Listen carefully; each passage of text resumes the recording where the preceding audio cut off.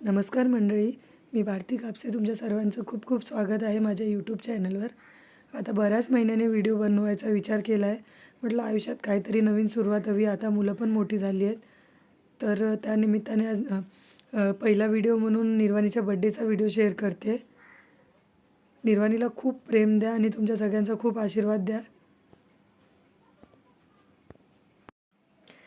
निर्वाणीचे मी प्रत्येक महिन्याला फोटोशूट केले आणि फोटोशूट करताना लहान मुलांचं खूप दमायला होते, कारण का ते त्यांच्या मूडनुसार असतात.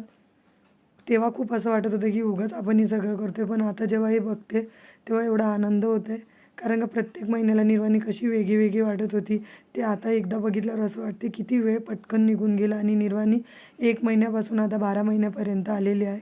हे बघताना खूप आनंद झाला मला. माझा आवाज जरा वेगळा येतो आहे, कारण का घसा बसलेला आहे आणि तो खूप दिवसांपासून बसलेला आहे, तो बराच होत नाही आहे. कोणाकडे काय उपाय असेल तर नक्कीच कमेंटमध्ये सांगा, मी नक्की ट्राय करीन. आणि इथे आम्ही निर्वाणीचा फोटोशूट करतो आहे परत, पण त्या मॅडमचं मूड आहे, ती मॅडम जेव्हा त्यांना वाटेल तेव्हाच ते फोटो काढू देतील.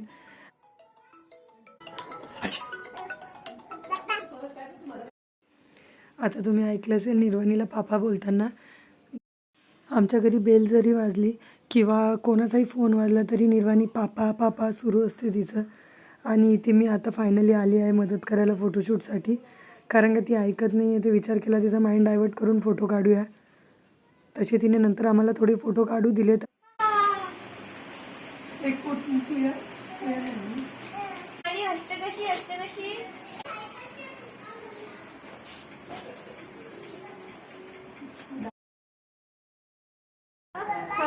या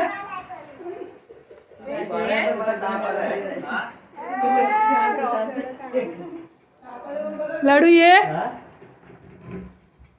बोलो बोलो ए निर्वाणी ये ये ये ये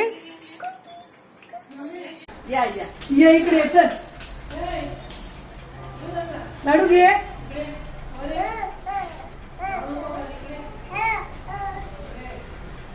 या या या या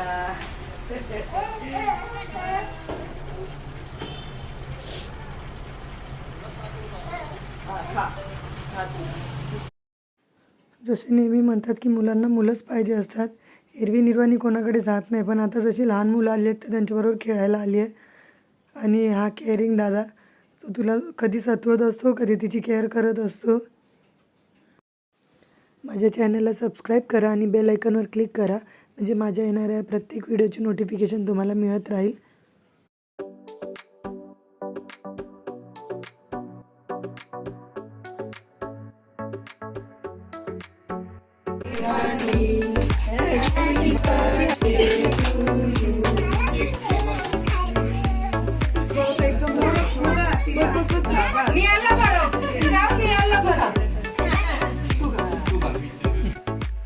निर्वाणीने खूप एन्जॉय केला तिचा बड्डे.